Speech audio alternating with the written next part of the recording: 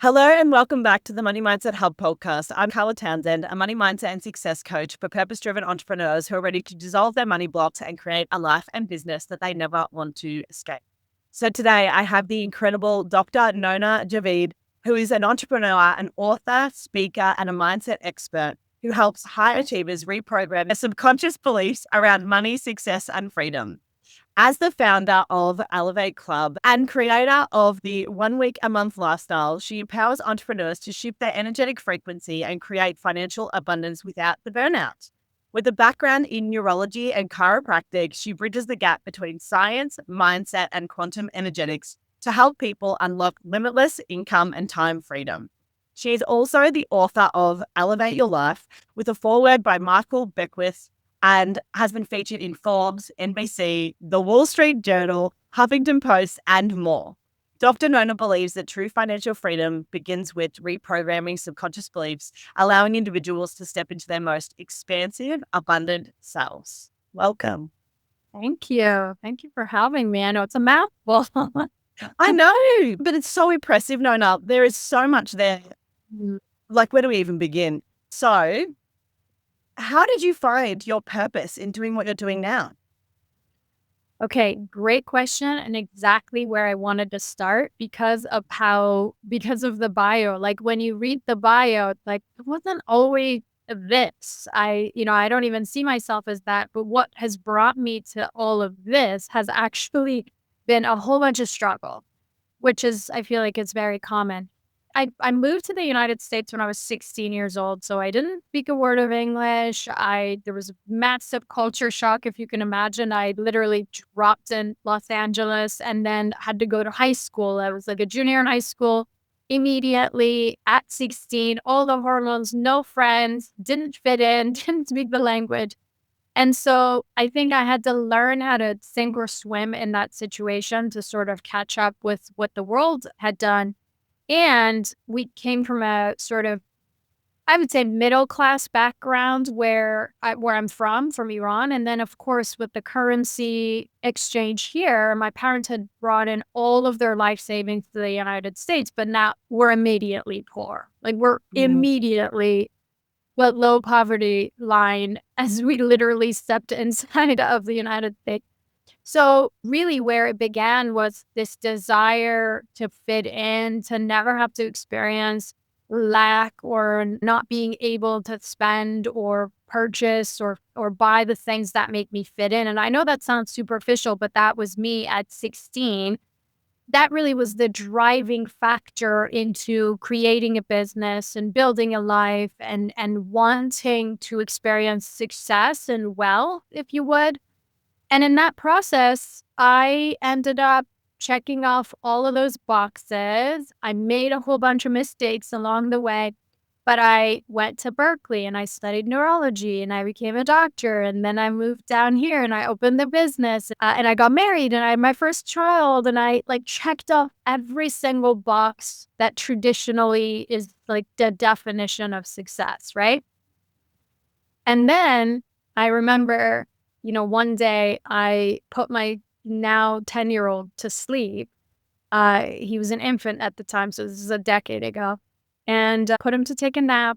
And then I walked into the closet and I shut down the closet door and I shut down the lights and I literally sat in the closet and I started sobbing because everything that I had built was really what was defined by others or traditionally the matrix, however you want to call it. They were telling me this is what you do and this is how you become successful. And then here I was completely unhappy in my marriage.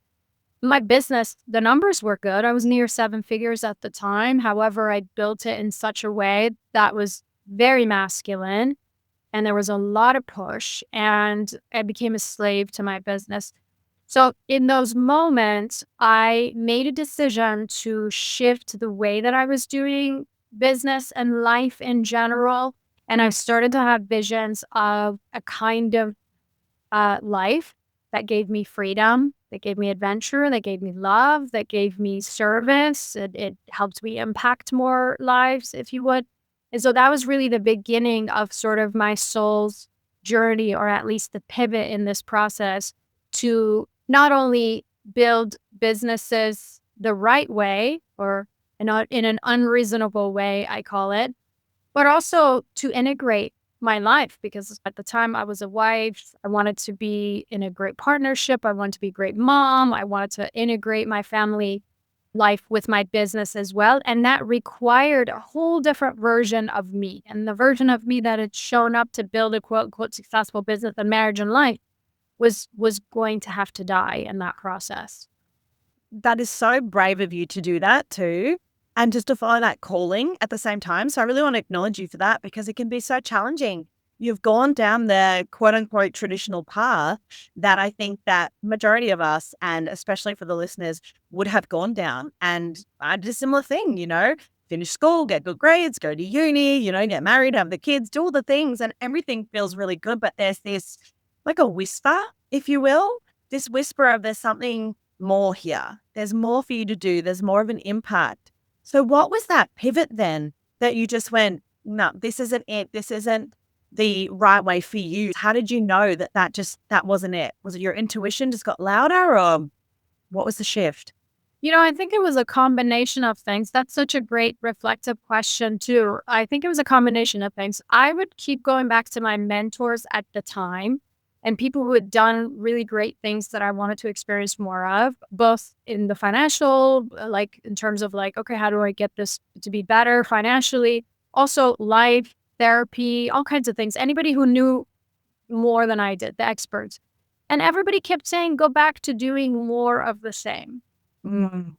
And so that's kind of when I knew that I had to do something different. And the challenge here was that I was willing to do something different because what I had done had brought me to such a low point in my life that I couldn't go back to what I had been doing before, right? So that was not as challenging, but the actual challenge was to go, here's the vision of the kind of life I want to create, the kind of freedom and abundance I want to experience.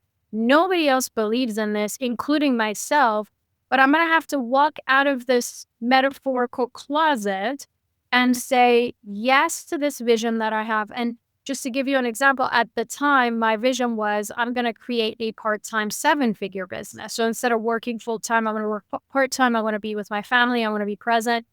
And then ultimately, within a year, I made some transitions to create multiple 7-figure incomes that were semi-passive.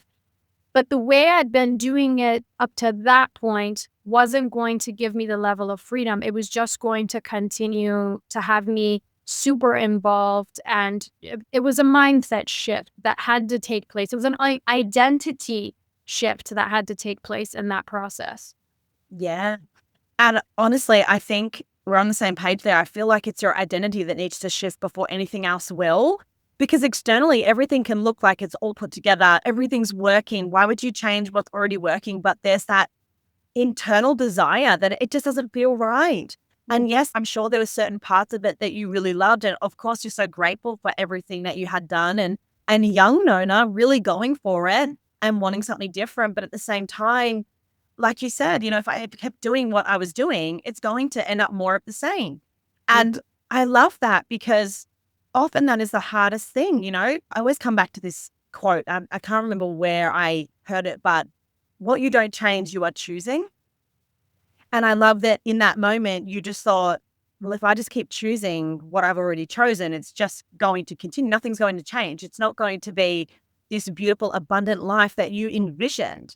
Mm-hmm. So at that point, what was the disconnect? What was the gap between this is where I'm at, but this is actually the vision? Like, what was your big vision? What was calling you forward? Yeah, I had the vision that came to me while I was in the closet. Well, let me back up. I want to point something out because I don't want people to think this was an overnight thing.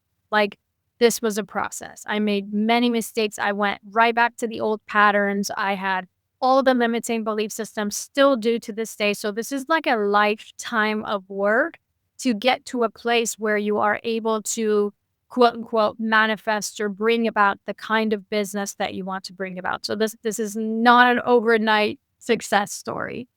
What it is saying yes over and over and over again in moments of doubt. in moments of excitement, in moments of inspiration, but also in moments of what the heck am I doing? This is not going to work. This is crazy. Just continuing to say yes to the vision. But to answer your question, when I was in the closet, this is like when I had my God moment. I really had a moment where I was like, this is either the end or it might be the beginning of something. And if it is the beginning of something, I got to figure out what that something is, right? What is it that I actually intentionally want to experience in this lifetime that I have? And I remember going back to childhood memories. And this is something I suggest to my students all the time is get childlike. And you ask, I know you've got a couple of kids, I've got a couple of kids. If I ask them, what do you want to do when you grow up, or what do you want to be? My little one will say, I want to be Superman, or I want to have, my 6-year-old says he wants to have a Cybertruck house. And, what does the world tell you about wanting to be Superman and having a Cybertruck house? That's not possible. That's not how the world works or whatever. So these dreams are beaten out of us throughout our lives. And so for me, I had to go back to what were the dreams? Like when I was a little girl, before I became a mom, before I became a doctor, before I got all my degrees, before I went to school, before anybody told me who I was and what I should be doing, who was I? And what was it that I came here to experience? And a lot of the things were the whispers, like you said, that I had been hearing along the way. It wasn't really anything new. It was just that now I was prepared to lean into them. So part of the vision was I wanted to create multiple 7-figure businesses. I wanted to work less. And I wanted them to be semi-passive or maybe fully passive.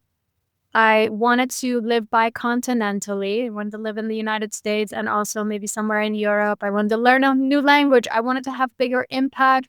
I wanted to world school my kids. So those were some of the things that were part of the vision.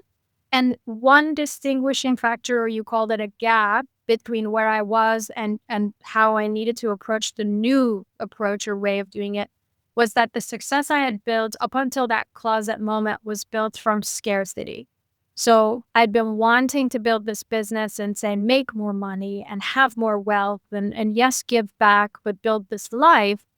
But it was really from a place of, I don't want to go back to poverty, or I want to have enough because I felt like I didn't have enough, or perhaps I wasn't enough.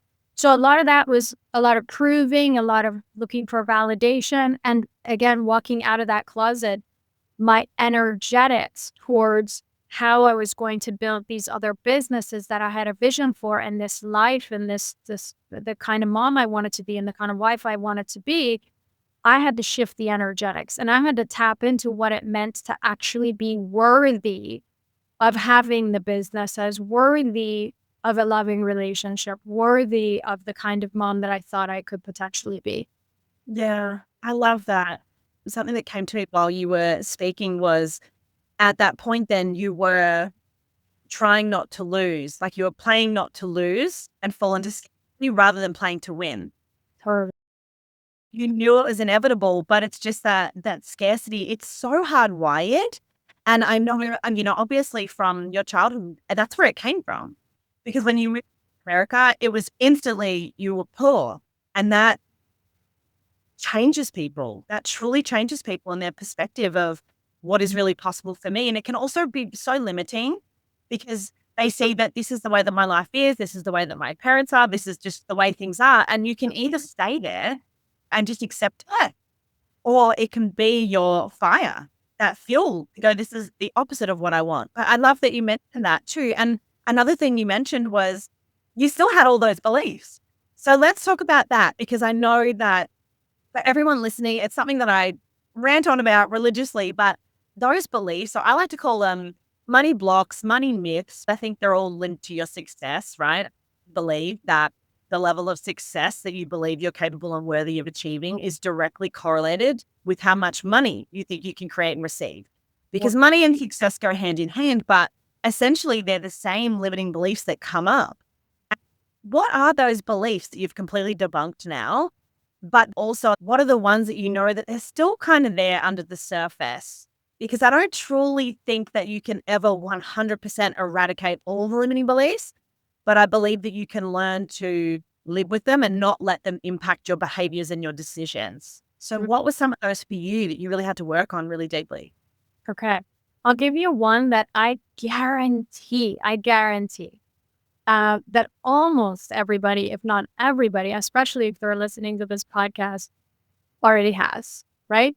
Which is, I have to work hard for money, right? Like, who doesn't have that belief system? And I feel like that has been the one that has been showing up, that always shows up. Like, even with my kids, as I'm sure with yours, as aware and conscious as we are, what do we tell them? You have to work hard to get good grades. You have to work hard. You have to clean your room. Like, there's all this bribing, try not to do, but they're rewarded for doing. So the worthiness is linked to doing more things. And you go a little bit deeper, then you go, wait a second, I've got what I call to my students, I call it, this is struggle money, right? Struggle money energy, which is you're linking struggle and having to work hard and having to prove yourself for validation so that you make some struggle money.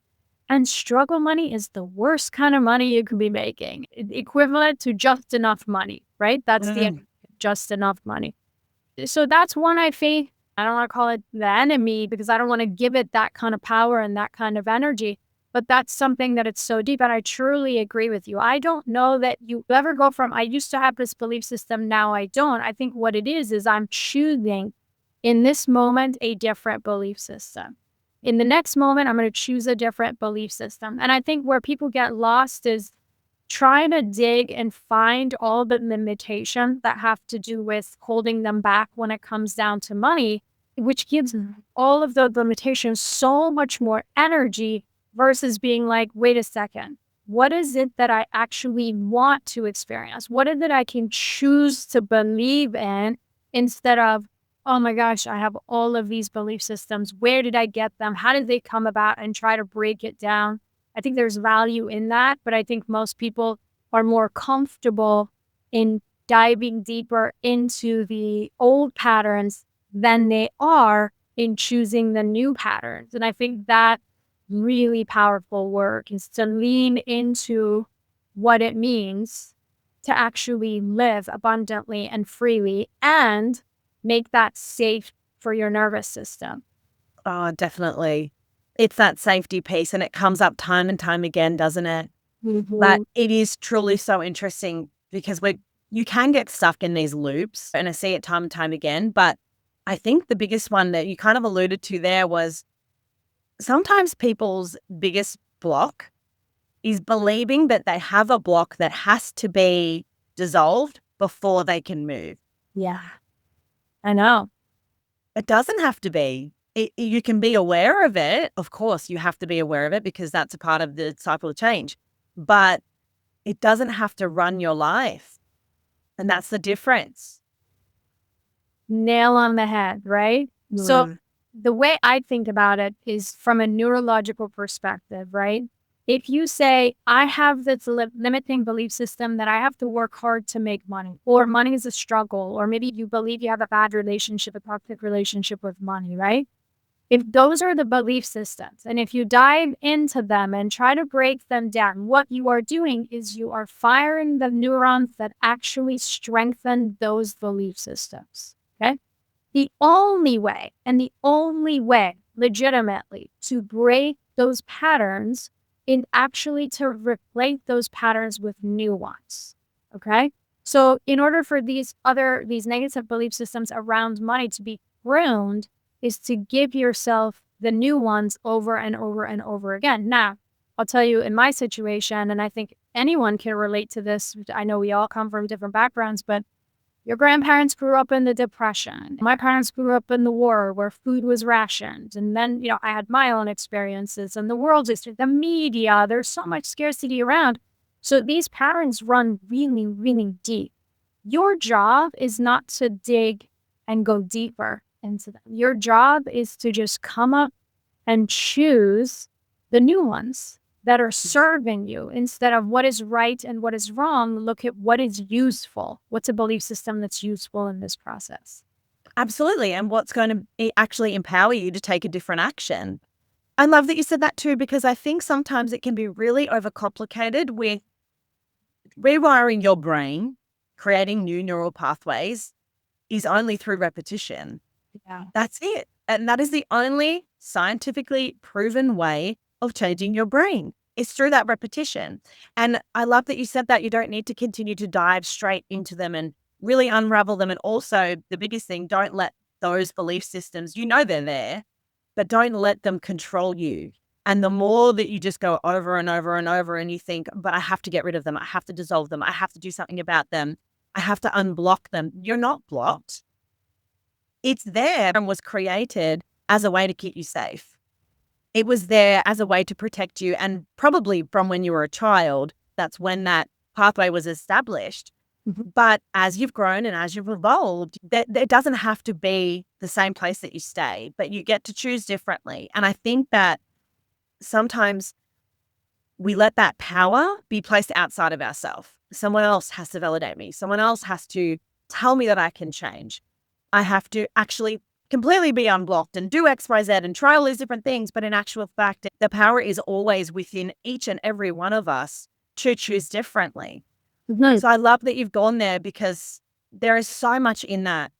Just please know that there is so much hope for anyone listening and just feels like they are stuck in this scarcity. They're stuck in these same patterns and they think, I must have a block. Things aren't changing. Your behavior must change because I believe that that's when the evidence is actually created. And I'm sure you're the same, right? The minute you choose a different behavior, instead of falling into the same patterns, that's when you start to build that trust. You build that evidence that, oh, actually, yes, I can do this. Even though maybe I do fall into scarcity. Maybe I do fall into that hard work block. I have that too. Oh my God. It is so hardwired in there, but it's a never ending thing. But you get to know that it's there and you get to move regardless. You get to create a beautiful, abundant, multi-seven-figure business, whatever it is that you want to create without needing to just continue to go back and back and back. And I believe that they think their power's outside of themselves or they've been conditioned to believe that that is the case because as a child, we are like that. We can't always make our own decisions. We can't always craft our own path.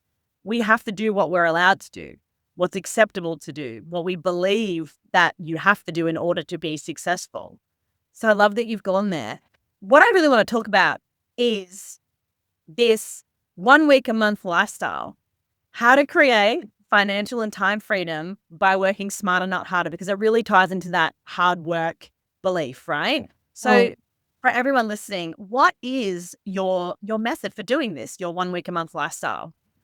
Okay, let me tell you about my personal experience on it. So I have always been a fan of collapsing time, right? So especially after I burnt out and I'd become a new mom, I was like, well, how am I supposed to run this business and do the housework and do all the things that I do, right? That we do as women.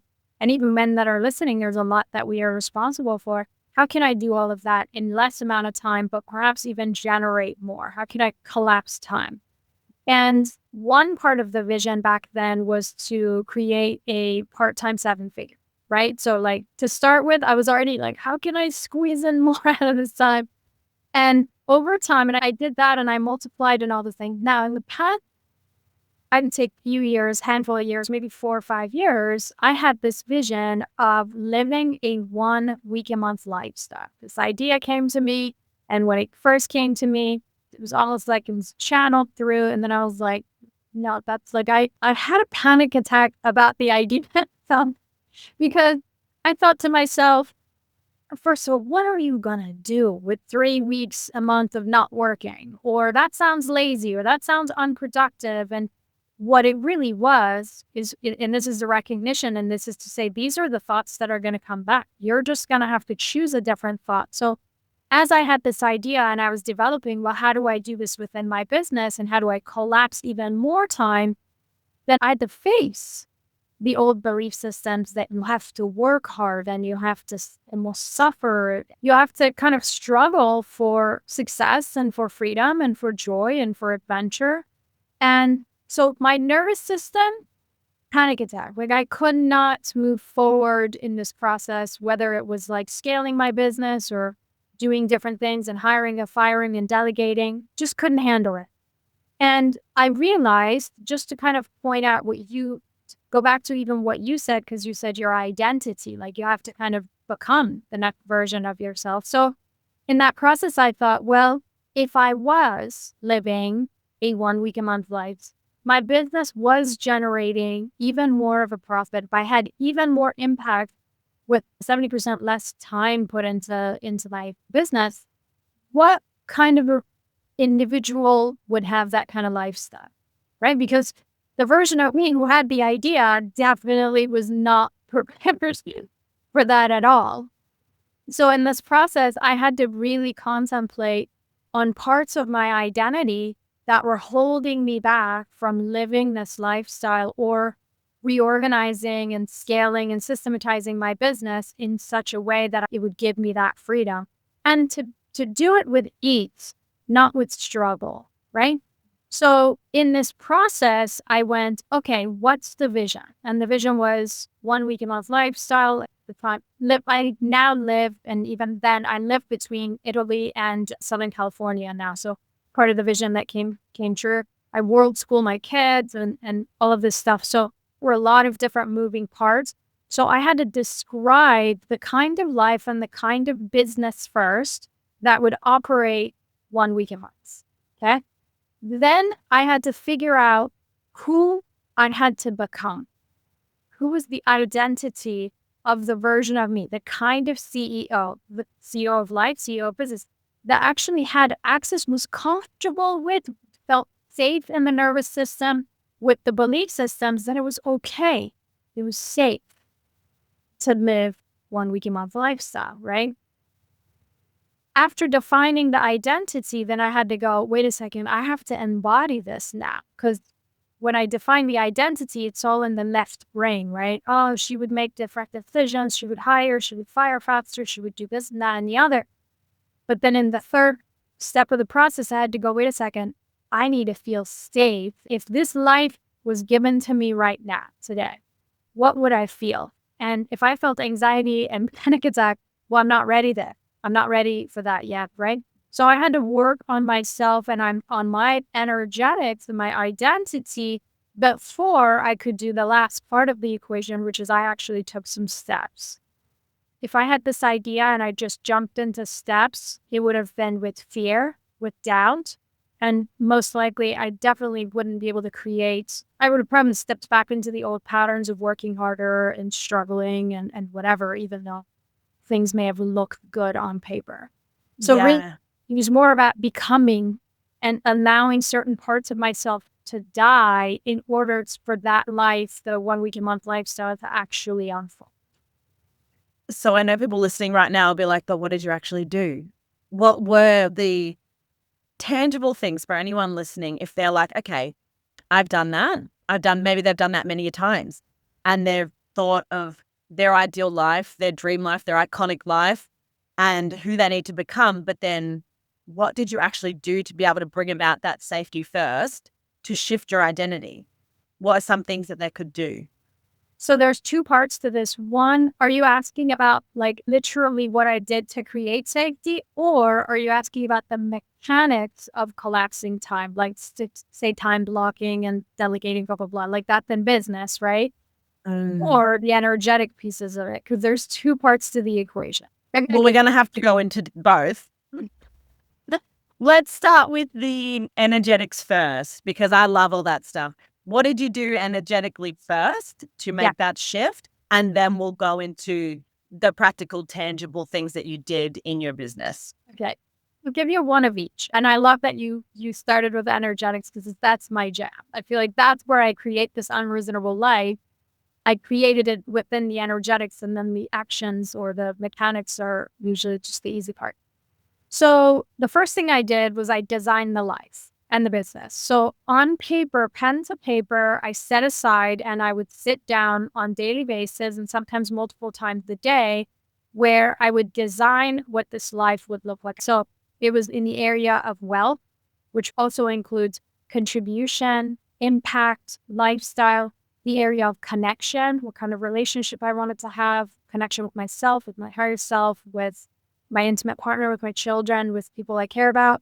And then, of course, area of health. So I would describe, say, down the road, no timelines or anything, but down the road, if I could have this unreasonable life, in this case, a 1 week a month lifestyle, what were the things that I actually was looking to experience from this, right? Because 1 week a month, no emotions behind it except for a panic attack. But if I say, if I'm living a 1 week a month and I'm able to travel first class and take off a month and take my kids wherever I want and have time to learn a new language and go to lunch and never have to take a look at my watch or my phone and be present with my children, now I have a very sensory experience in that write-up. And I mean, including all of the senses as I describe this life. If I'm going to be at the beach, what's the smell of the beach, right? What do I see? What do I hear? So I really give a full picture of, again, in this case, 1 week a month lifestyle, but it could be anything that you want to bring about. So I do that. And then when I first write it, obviously it seems so far away from my brain. My brain goes, are you crazy? That's not, who do you think you are to live the life, right? So it's going to take that repetition.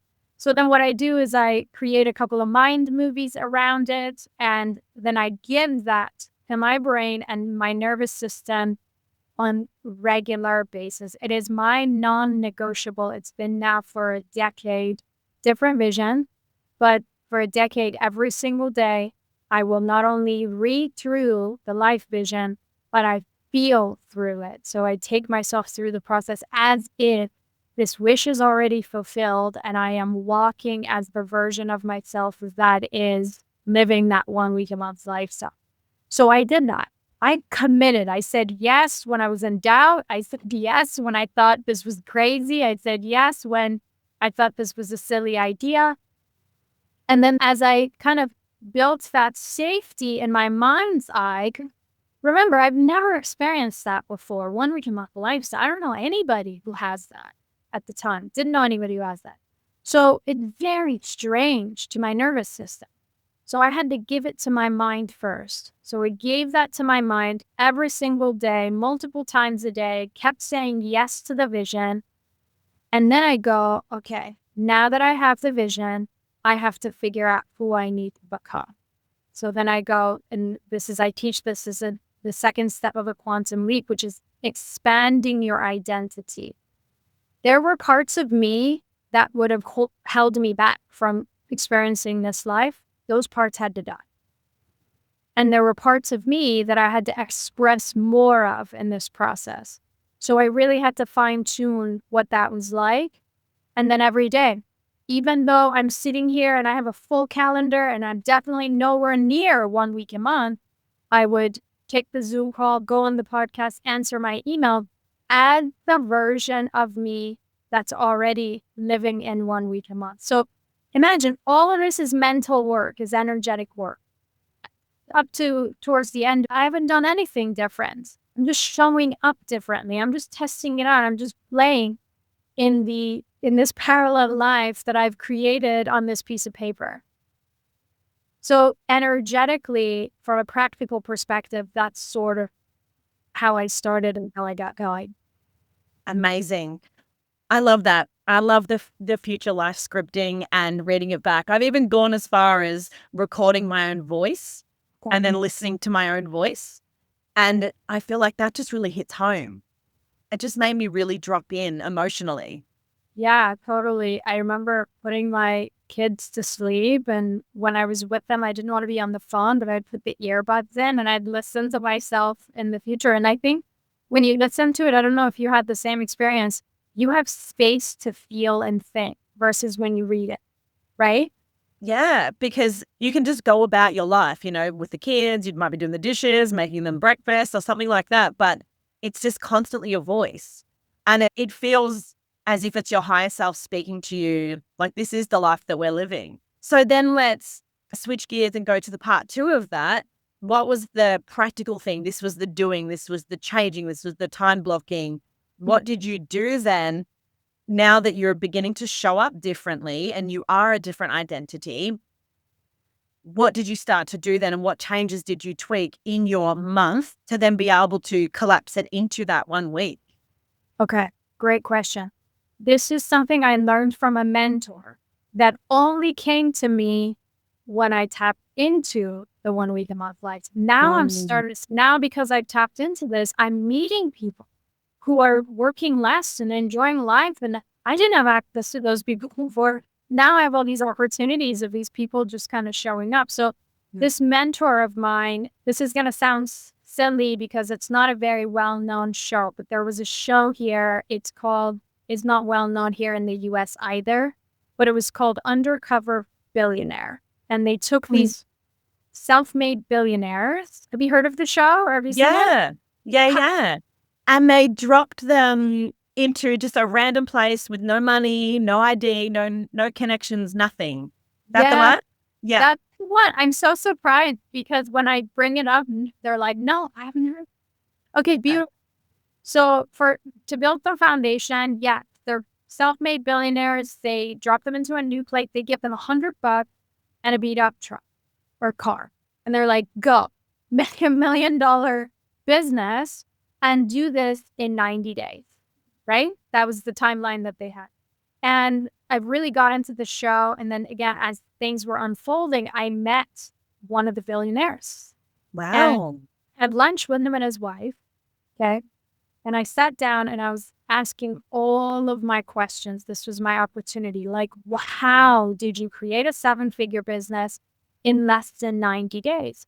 And what he said to me was really, really powerful and became the success principle in collapsing of time and building a 1 week a month lifestyle. He said to me, he said, Nona, if they had given me 120 days to build a 7-figure business, it would have taken me 120 days. And if they'd given me 60 days or 30 days to build a 7-figure business, it would have taken me 60 days or 30 days, right? And if you think about it, if there's a report or something that's due tomorrow, I don't know about you, but it would me 24 hours to respond. In an hour, it would take me an hour. If it's due in a month, it takes me a month to get it done. And so I started to dive into this principle, and it turns out it's literally business 101, and it's called Parkinson's. So Parkinson's law says the amount of time you allocate to getting something done is the amount of time that it actually takes for that thing to be done.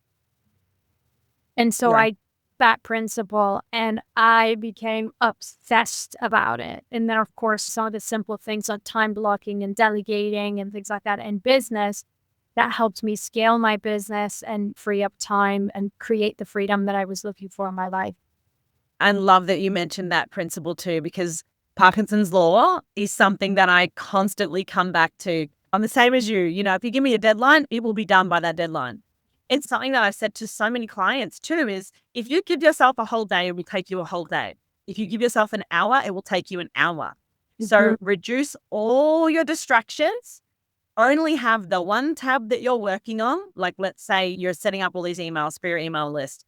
Give yourself 1 hour, only have that tab open. Your phone, all the distractions are elsewhere. Set a timer on Google. I guarantee you will get it done. It's just the starting is the hardest point. It's that procrastination that comes in. So I'd love your perspective on this too, Nona. I find that the procrastination comes in because it's not the task that you're procrastinating. It is what can become from doing that task. And I find for a lot of people, it could be, well, it will create more visibility. It will open up opportunities. And it's actually the success that could create. That's why you're procrastinating. You're not procrastinating over the emails. You're not procrastinating over the thing that you need to do. The reason why you're procrastinating is because it can open you up to an unfamiliar life. Do you find that? Totally. Yeah. You're procrastinating to stay safe. When people say, I don't know what I want, or I don't know what to do, or they're on social media, or there's any level of procrastinating or not doing things or quote unquote, not knowing what to do or how to do things, all safety. And so in my work, the most impactful thing that you could do to overcome procrastination is not to lean into procrastination or even why you're procrastinating, but just lean into where you are headed. And for where you are headed, it is safe. Once you build that safety in your nervous system of the next level, then you don't have to think about procrastination. Next thing you know, you've time blocked and you've gotten the thing done in half the amount of time that you think it takes to get it done. Yeah. And this really ties into what we were speaking about earlier is don't feed into it. Don't feed into that. Choose a different behavior, choose a different action. So you know the procrastination's coming up. Okay, there's procrastination there. There's a reason for that. And you could either waste time going, well, why am I procrastinating this task? What is it that I'm fearful of? Or you could go, I must do this. This is a non-negotiable. I find for me, if there's something that I find myself procrastinating on, just set a 10-minute timer on Google and do it for 10 minutes, just 10 minutes. Just start. Just start. Just do the thing. And then all of a sudden, you're turning off the timer and you're doing another 30 minutes past that. And you're making so much momentum towards it rather than, again, retreating from it and just fueling that procrastination in you. And I think it's sort of perfectionism and procrastination, they kind of go hand in hand too. So if you're being a bit of a perfectionist, stop and just do the thing because done is better than perfect. There's no such thing as perfect. Oh, I love that. And I also wanted to dive in when you were talking. There was another question that popped up for me, but what are the steps then of a quantum leap? Or can you just define for our listeners, what does it mean to quantum leap? Because this is something that I think you probably notice this too, but it is a phrase that is sort of thrown around a lot. Maybe it's become a bit of a buzzword, but I really want people to understand what does it actually mean to quantum leap?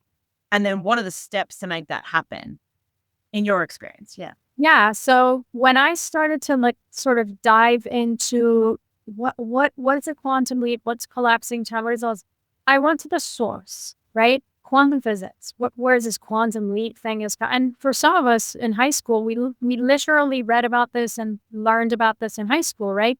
What's a quantum jump? It's when a particle goes from one layer to the next layer. Definition of a quantum jump when it comes down to physics. Now, that's simple. However, what was really fascinating about this definition of quantum leap in physics is that it states, quote, that a quantum leap does not require more work. Particle doesn't have to work harder. It requires a different energetic state. Completely changed my mind, right? And changed my life because I used to think in order for me to create a different reality, I had to work harder, right? Still do, and still continue to overcome that thought. But now if you think about a quantum leap and when you're defining it that way, and when you are saying that it requires a different energetic state, now it goes, wait a second. I can put abundance and enoughness and wholeness into my energetic field. And that's how I would quantum leap, quote unquote, or jump into another timeline of life or get to experience the next level of financial freedom that I want to experience or whatever it is. It takes energetic state change. Okay, how do we do that? And so that was really the beginning of everything. But every time I get an opportunity to talk about a quantum leap, I think it's important to go back to the actual definition of a quantum leap. And then if you zoom out, you go, all right, not more work, just different energetic states. Yeah, I love that. Have you actually read the book U Squared? Yes, and he talks about it in there as well. I love that book.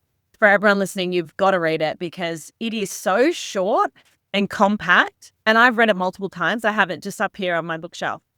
And I think it's brilliant. But it's one of those ones that really explains it in such an easy way. Yeah. But you might have to read it a couple of times, especially with the language and things like that in it. But yeah, it's really quite interesting. Something from that book. He talks about how he's an acquisition guy. So if you think about a business and how you would grow it, it's incremental. So business in terms of industry standard of growth for any business is about 10 to 30%, right? So if you have a business that already established, if it's growing 10 to 30%, you're on track when it comes down to industry standards. But because he's in acquisition, which basically means he takes 10 businesses and now all of a sudden these 10 businesses together, they are worth 100 times more.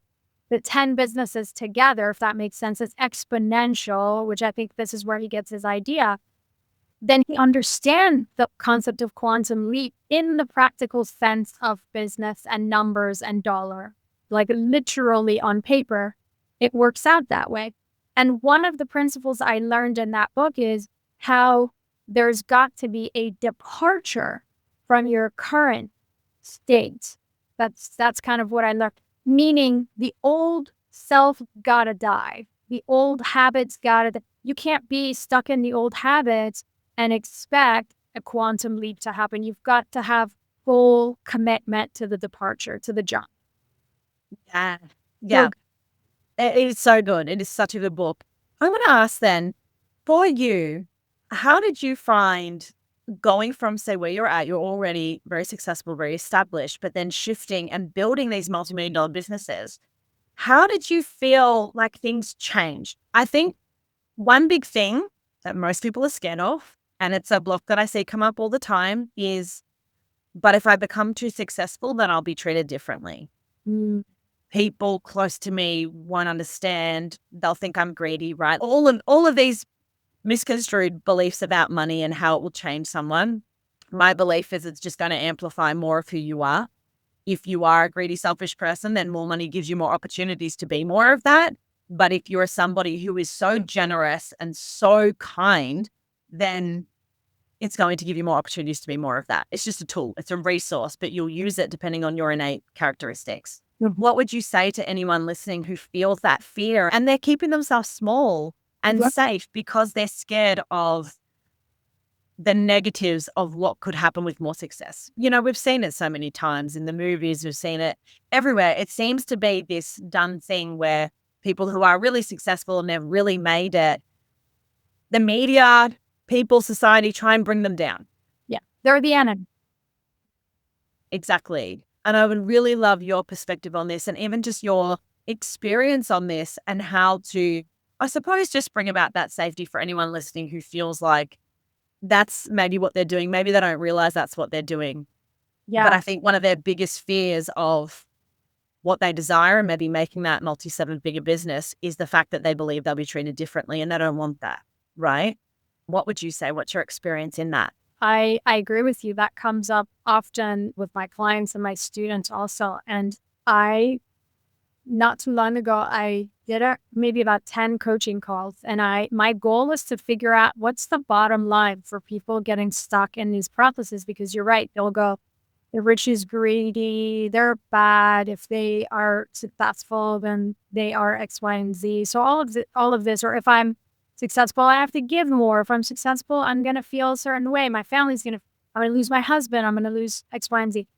And at the bottom of every single one of those coaching calls, when you go 10 layers deep, there's actually fear of disconnect, fear of not being loved. So it's almost like if I'm successful, at the beginning, it might sound like if I'm successful, then I'm going to be greedy. But really, you go 10 layers deep and they're like, well, I'm greedy. And then this happens, and then this happens, and then this happens 10 layers deep. It's like, I'm not going to be loved. And, connection is one of the most important, if not the most important, after, of course, water and shelter and food, is the need that we have.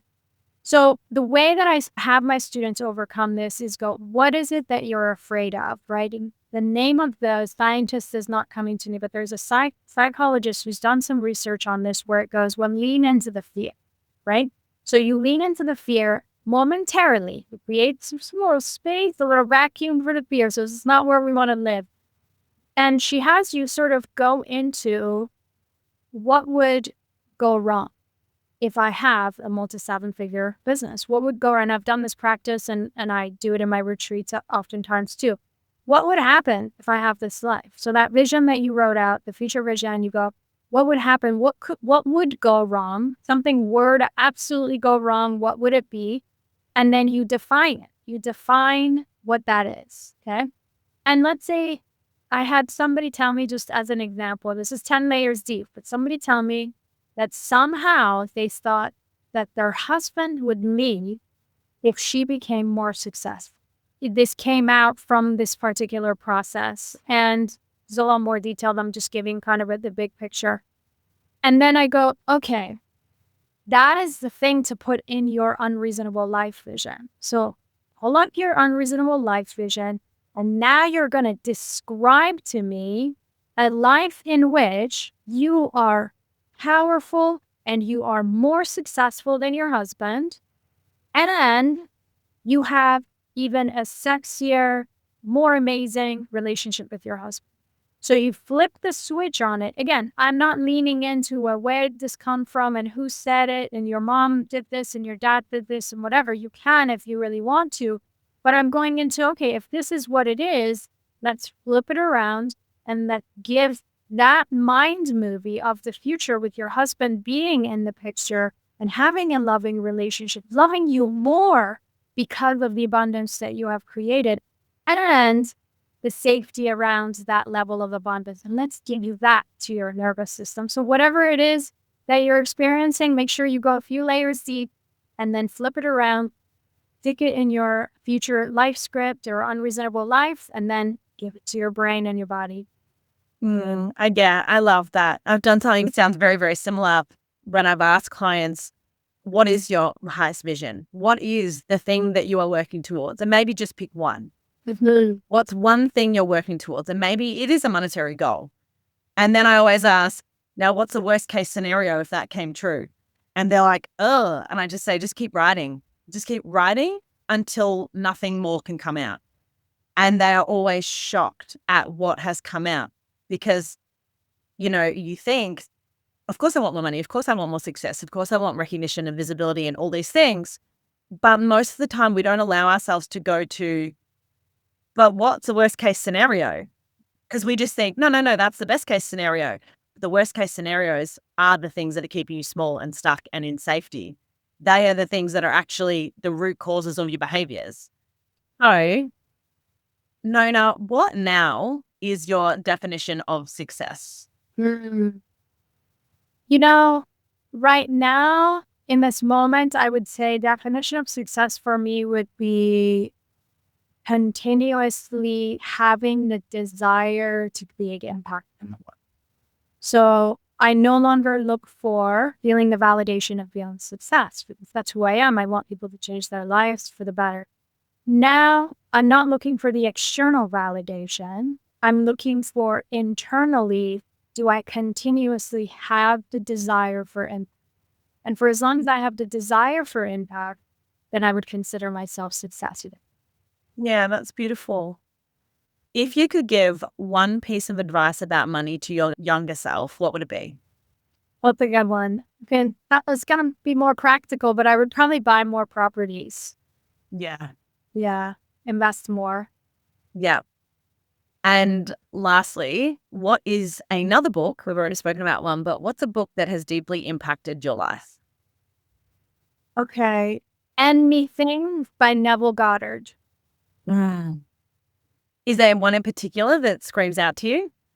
I want to say it's literally in my purse and it's beat up because I've been reading it so much. I want to say something about awareness. The name of it is escaping me. That's okay. I will link Neville Goddard. I'll put that in the show notes as well, just to look up all of his books. But I just want to thank you so much for coming on. Now, please know all the links are in the show notes for everyone listening so you can connect with the incredible Dr. Nona. And there's also a free training that she created called Quantum Leap 2025, Your Blueprint for an Unreasonable Life. And she also has a podcast called The Unreasonable Life. So I will link everything in the show notes. But Nona, I just want to thank you so much. And I just want to acknowledge you for the work and the impact that you've created in this life and how many, I'm sure, thousands of people that you have supported.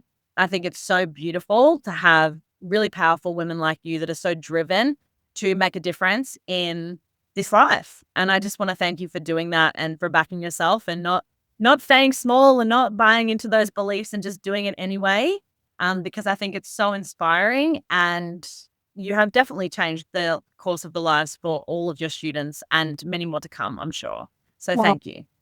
Thank you. It sounded like we had so many parallel and, aligned wisdom. So I appreciate this conversation. It's always inspiring sitting down with you. Thank you. Thank you. Thank you so much for tuning into today's episode. I really hope that you enjoyed it, and be sure to subscribe so that you don't miss any of the incredible future episodes and guests that we have coming up for you.